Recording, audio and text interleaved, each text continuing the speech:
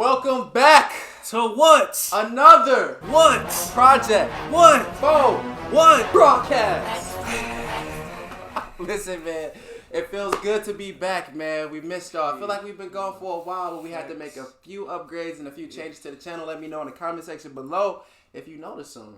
See who paying attention to our last videos and now. What's the difference? Because Brian put us on blast, so we had to re-up. Yeah, shout out to Brian though. Shout out to if you ain't seen that video, actually, Go our check most it recent out. video, is our interview that we had with Brian Domzowski. We interviewed a Marine, so go check that out, man.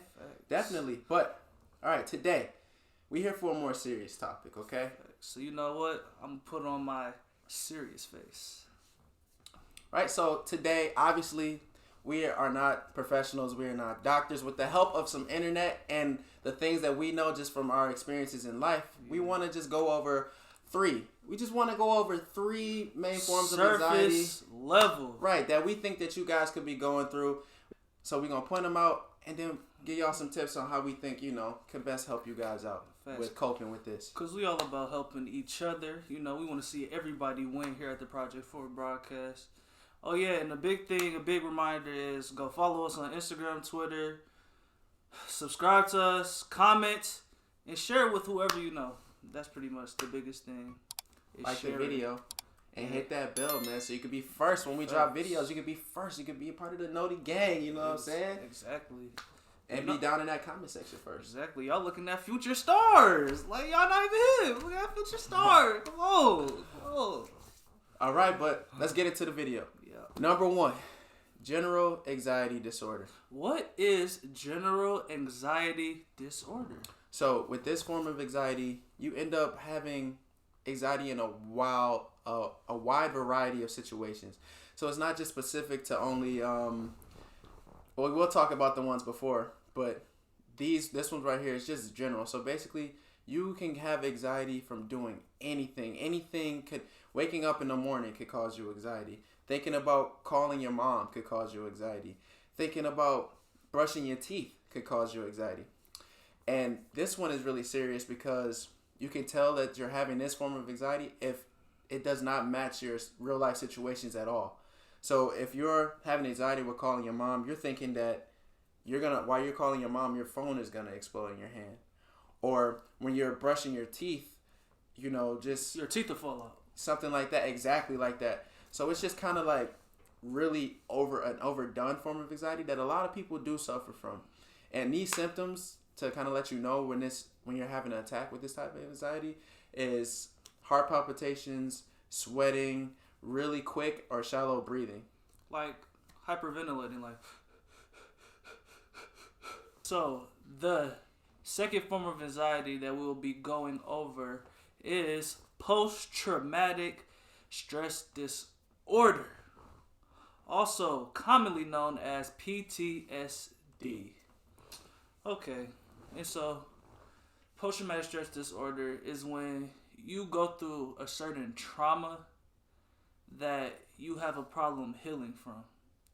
So basically, symptoms that you would see in this type of event would be reliving that traumatic event, avoiding objects or situations. It's just like creates that hurdle that stops you from doing certain actions in your everyday life. So for example, we always hear a lot of veterans go through this after they, leave from serving, and they in regular life in their sleep, and they have bad dreams, and it wakes them up, and it kind of jolts them. I feel like it's akin to like falling in your dream and like hitting the ground and smacking the ground and waking up. It's like something akin to that type of feeling. I would say a more common version that you could see like on film would be in the movie Silver Linings with Bradley Cooper and Jennifer Lawrence. Bradley Cooper's character went through a traumatic experience such as his wife cheating on him. Like, he walks into the room, his wife cheating on him, and he kills the person that she was having the affair with. And so every time that he heard the music, the same song that was playing, like in the background of when he caught his wife in the act, it caused him to spike and relive that moment. So every time he heard that song, he would go into like an anxiety attack, and he would basically just lose his mind uncontrollably. It would just be bad. So another big symptom that could come from that is depression or aggression, like I just mentioned. So like whenever that moment that triggers from whenever you had the traumatic experience. So basically, a traumatic experience, just like if something happened in your life that scared you or maybe hurt you, that just kind of puts you in fear. And the anxiety that builds from that is because, like he said, you never healed from it. So say you were riding a bike and you fell and you broke your leg the first time that you ever rode a bike. Does that mean you never get on a bike and try again? No. You know? And some of us are living with that same anxiety now. Maybe you got your first job you ever applied for. Maybe you never got it. You know what I'm saying? Or the second job or the third job. Or maybe you've been fired before.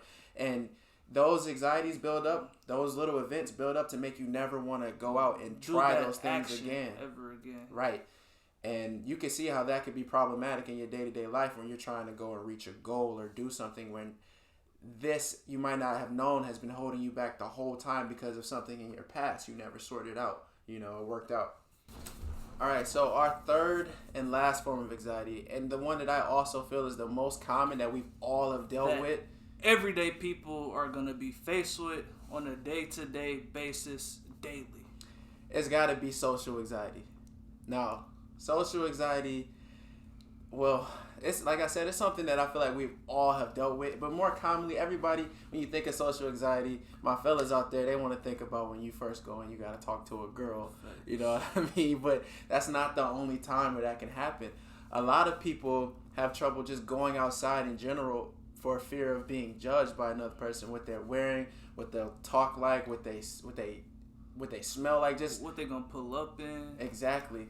So obviously social anxiety, that could be holding you back from, that is probably the one thing holding you back from a million opportunities out there.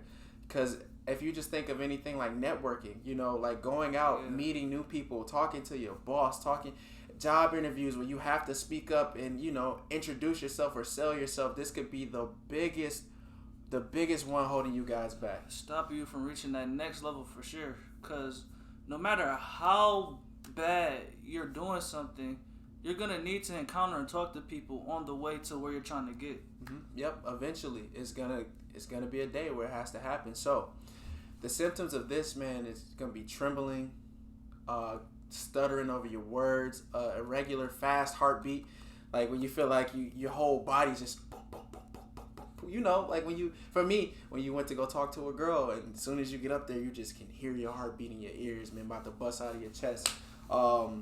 You got blushing, you got dizziness, lightheadedness, upset stomach. There's so many of those butterflies in your stomach. Yeah. That's probably an indicator that right now you having social anxiety. The nervous poops, as they say. Yeah, so like I said, this is the one that I think is just the one that we all can relate to having, and this one could be really, really harmful and keeping you from attaining your goals and chasing your dreams. Some big self-sabotage. We're going to transition to coping with all these different forms of anxiety. So first, I'm going to introduce, short-term versions of how to cope with your anxiety and how you feel and just trying to get over or work through those feelings. Because, it's not about having it done and prepared and finished, like as soon as you start doing this. It's more about attempting and trying to work through it till eventually, you see that you're doing better, you're growing, you feel better, and getting to that level that you could say you conquered this, and to say you're not stuck in that same mindset anymore. So a big one is questioning your thought pattern. The first thing you should do is question your thought pattern. When you're brushing your teeth, we're dealing with general anxiety right now. You're brushing your teeth and you have that feeling of your teeth falling out. Just think like if that's rational. Yeah, right now. Like why would your teeth fall out? Yeah, like is there any indicator right now? Like slow down and really say, is there any reason why I'm thinking this? Is there anything showing me that there's something wrong with my toothbrush? Yeah. If there's something wrong with my teeth, like really analyze your thoughts. Facts. You brush your teeth every day. Why would they fall out? Another one would be focused and deep focused breathing. As when you're starting to get that feeling of an attack or anything, you just really concentrate on your breathing, your heart rate, just that whole relaxation and just getting through it to the point where you're like, okay, how can I work through this? Really trying to get that heartbeat from to just slowing down. Yeah. So you can assess the situation. And, you know, sometimes we're in a situation, a good thing to do is go for a walk, do yoga. You know, you go for a walk, you walk off those thoughts. You know, you're in the situation, you get out your house, get out your apartment, get out of whatever situation you are, walk down the block, go to the park, look around you, look at the nature, breathe in the fresh, cool air. Smell the roses, you know, get out of that, like you said, perfect. Get out of that environment, whatever is causing you, if you can. Yeah. Obviously, if you if you're at school or something, ask teacher if you can get up and take a walk. The hallways. Go to the bathroom. Like, it's ways you can mask it that you need without having to tell anybody, hey, I'm dealing with having an anxiety attack or something. It's just like nice little sort of ways where you can go and say, can I do this real quick? And it's really just so you can walk and clear your mind. Yeah, pretty much. And one that's really my favorites is writing down your thoughts. I like this one too. A lot of people don't do it, and I feel like this whole process of writing down your thoughts, it's like the start of a hobby or a new love for a lot of people. When they, you know, go through something, say like, you know, your parents are going through a divorce or something, and you know, you're feeling some type of way, and you know, they're arguing, and you know, it's really bothering you. So, you know, when you hear something or you're bothered by something, you just go in your room or whatever and just start, you know, writing down your thoughts, what you did today, like what you're going through, what's happening in your life make you feel, and, you know, really just getting that out on the page. Or it could, like, you know, you could scratch that creativity bone that you have in your body. Yep, a lot of people you could be a rapper from it, you could write a book from it. Anything. But the goal is to just get your thoughts down on paper. Out. Another big thing for overcoming something like, you know, PTSD is, you know, going to the same situation and living in that moment. Skateboarders really do this on an everyday basis. Like, when they're in mode skateboarding, they doing what they're doing, they fall. Papa Ali, hit the ground, land a weird way, fall. They hit the ground constantly. And the big thing that I heard, you know, professionals like Tony Hawk or Danny Way talk about is going through that trauma, just reliving it, putting themselves in it, because if they don't, they'll never be able to do it. Obviously, if whatever the situation is, it depends on all the situations. Yeah, obviously, if you have PTSD from something that is dangerous to put yourself back into, obviously don't do that. You don't have to go back to that situation, but if it's clearly stopping you from progressing in life, maybe talk through it or try to go and, we're not professionals, but always going to see a professional is always an option, you know. Go talk to somebody, go, you know, therapy or whatever it is, but these things can't be ignored. They really can't be, because I'm telling you now, they come back, you know. They come back, even if they're years from when you were a baby, or they really do show up back in your life in times where you probably really don't need them to show up in. Mm-hmm. Yeah. And our last form with social anxiety, man, just all of these apply, but the best thing you're going to have to do is recognize when you're feeling nervous. And what helps me is I really take like inventory of the situation. I question my thoughts, I slow down, and if I'm nervous about doing something big, say I got a job interview, or say there's this girl I want to talk to, I weigh the pros and cons. Honestly, I'm like, hey, I'm nervous right now, but is what I'm reaching for, is this something that's a danger to me? Is it going to hurt me, or is this better for me? You know, because sometimes you'll have that same gut feeling, but it's because there's something good on the other side, you know. You're just freaking out because it's change. It's change, and everybody panics over change, you know, sometimes because you don't know the outcome. But you always don't need to know the outcome, you know. You don't have to worry about being in control all the time. Just if that job is better for you right now, or talking to that girl is a better outcome for you, then go for it. What do you say? The 1, 2, 3 rule? Yeah, 1, 2, 3 and go. Yeah, you never go back 1, 2, 3, on this. Go. You never go back on it, because when you do, it just kind of makes the purpose irrelevant. It just negates the whole reason you're doing this. a big thing that I always say is when it's fear involved, it's the best thing you could possibly do is just do it. Just conquer that fear because it will eat you inside and it will start to bleed over bleed to into other other stuff. things. Where next thing you know, you scared to go outside because you like I could get killed by a deer or something, and deer are prey, man. But if They you ain't gonna conquer, attack you conquer that fear though. There's nothing like it in the world, man. It's a great feeling.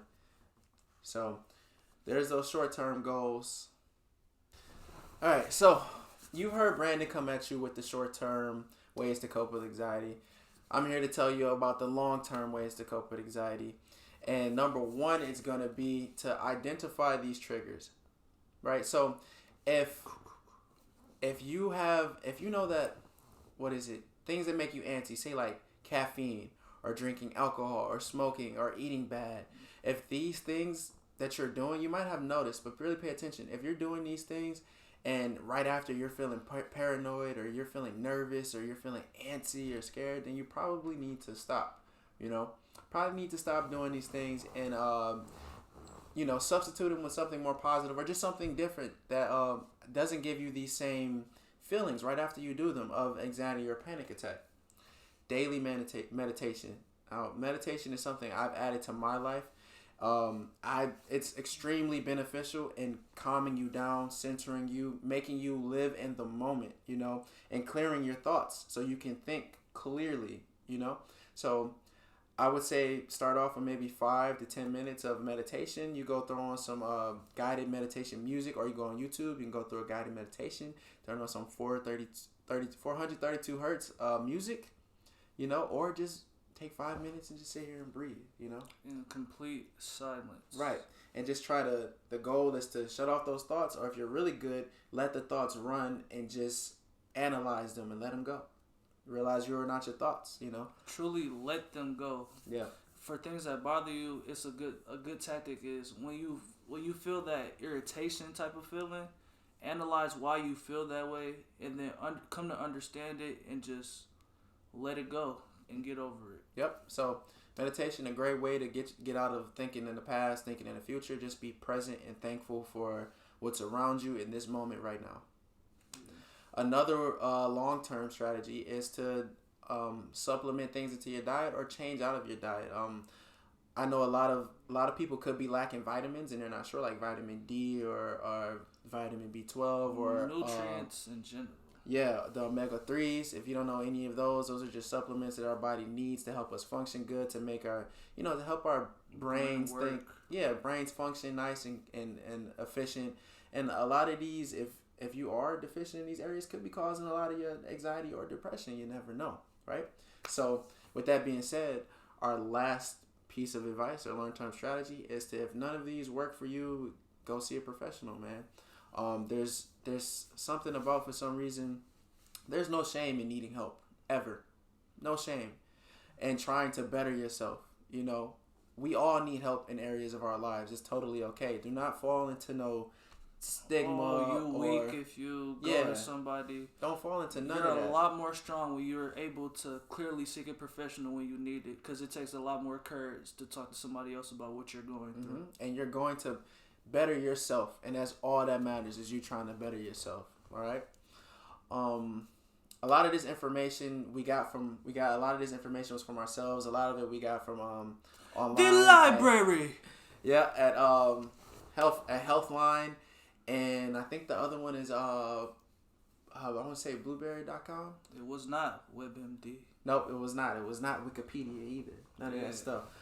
But we really just wanted to do this video to help somebody out there. Just one person. Reach somebody. Yeah, because we've all gone through our forms of anxiety. We've talked to a lot of people, and we do our interviews here for where we're talking to people and encouraging them to do the best that they can. We're also going through our hurdles in life, but we're trying to do the best we can. And we know anxiety is something that could just stop you in your tracks and keep you from breaking that wall and going to the next level. So this video was really just about some awareness, man. If you think that you have one of these and we help, let us know. Somebody else around you too. Right. If you think that there's somebody else around you that you know could be dealing with this, and seeing this video might make them feel more comfortable about just hearing about it or talking about it. You know, share that video to them. Comment down below if you have dealt with any of these forms of anxiety. Don't be scared. Yeah, this is a place, man. You're safe here, man. Facts. You safe at the Project 4 broadcast. But I'm still not putting no censor on the comments. So. Say what you want, but be nice. All right. But hey, man, like, share, and subscribe. Share. More videos on the way, more content on the way, man. We thank y'all so much for allowing us to do this to help and change people's lives. It's amazing, you know. And if you out there thought of making a channel, I would say go ahead and start today. Exactly. Start. So this is the Project 4 broadcast, man. We out. Thank y'all.